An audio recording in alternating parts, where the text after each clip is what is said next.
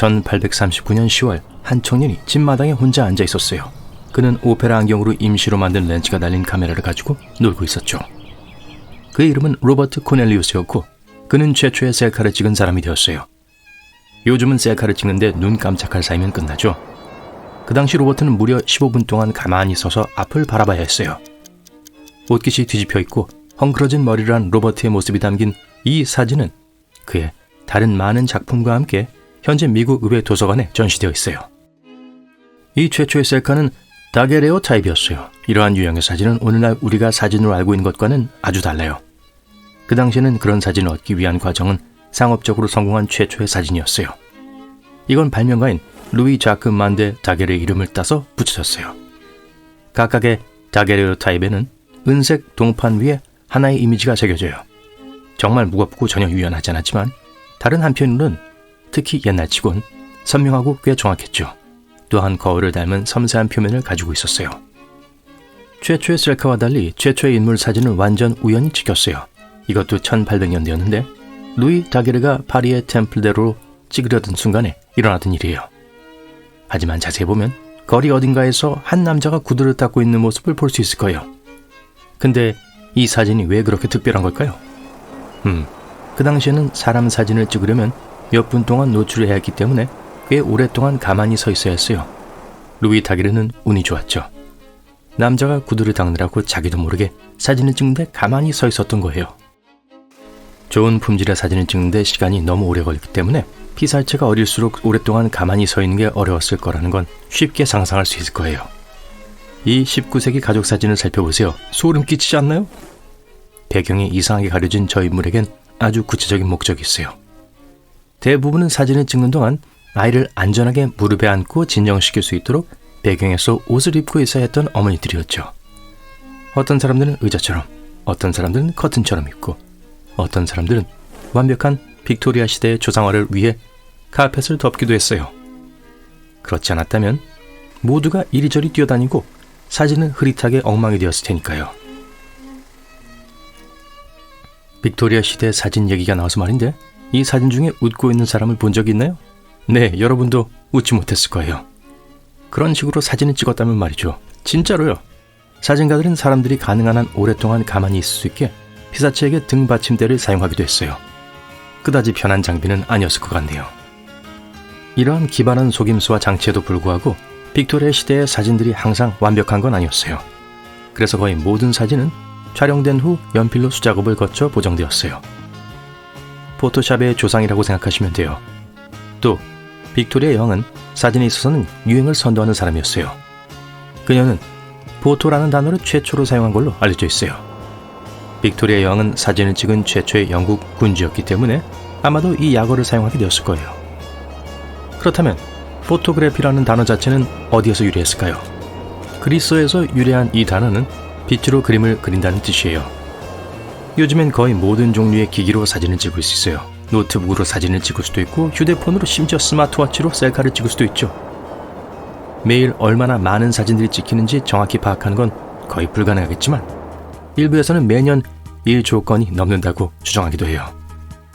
다른 보고서에 따르면 인스타그램에는 매일 9,500만 장의 사진이 업로드되고 페이스북에는 3억 장 이상의 사진이 업로드된다고 해요. 우리 대부분은 사진을 찍을 때 잘 나오는 쪽이 있다고 생각하죠?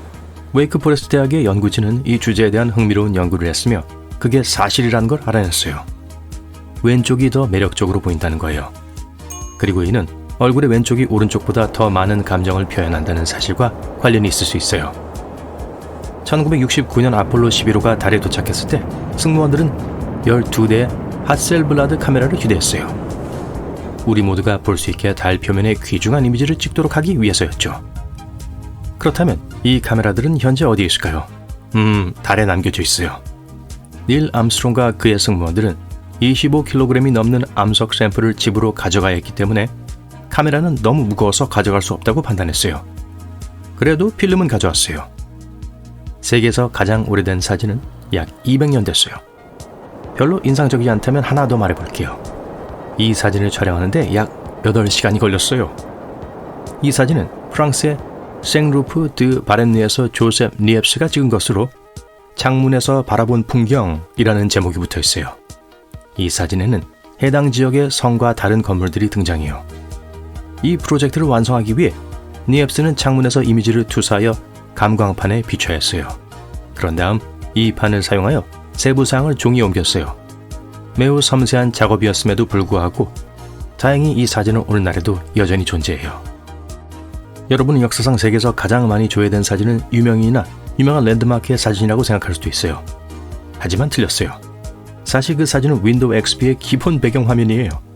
이 이미지는 블리스라고 불리며 녹색 언덕과 흐린 푸른 하늘을 찍은 편집되지 않은 사진이에요. 얼마나 많은 사람들이 이 이미지를 보았는지 정확히 추정하기는 어렵지만 수십억 명 정도일 거예요. 세계에서 가장 비싸게 팔린 사진은 1999년 안드레아스 구르스키가 찍은 사진이에요. 라인2라고 불리며 이 사진은 서유럽 라인강을 보여줘요. 이 미니멀한 사진은 푸른 잔디 사이의 하늘 아래의 강물을 보여주고 있어요.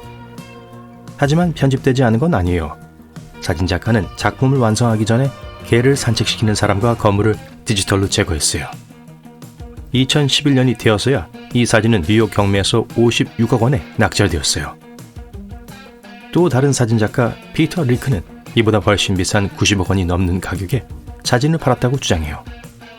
하지만 구매자가 익명을 유지하기로 했기 때문에 이 사진에 대한 공식적인 구매 기록은 남아있지 않아요. 유명한 사진작가라고 하면 캐나다계 아르메니아 사진작가인 유섭 카시의 작품을 빼놓고 얘기할 수 없을 거예요. 그는 20세기 최고의 초상화 사진작가로 알려져 있어요. 그의 포트폴리오에는 윈스턴 처칠, 엘리자베스 2세, 모나코의 그레이스 켈리, 알버트 아인슈타인, 오드리 헵번, 파블로 피카소 등의 사진이 포함되어 있어요. 지갑에 작은 사진을 넣어두는 것처럼 여러분도 알지 못하는데 사진이 도움이 될 수 있는 다양하고 많은 미묘한 방법들이 있어요. 240개의 지갑을 일부러 잃어버리는 실험을 진행했는데 각각의 지갑에는 소유자의 연락처 주소가 기재되어 있었어요. 그 결과 주인의 자녀 사진이 들어있던 지갑의 88%가 돌아왔어요. 반려동물 사진이 있는 지갑의 53%도 같은 운명을 지녔어요.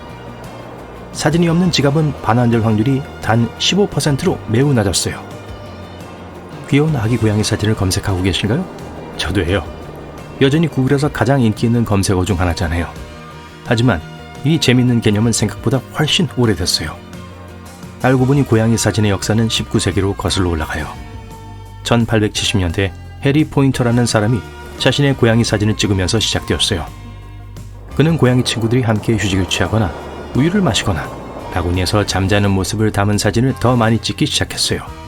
그는 계속해서 고양이 사진을 전문적으로 찍었고 그의 작품은 지금 봐도 멋져요. 심지어 자전거를 타려는 고양이의 모습을 담은 사진도 있어요.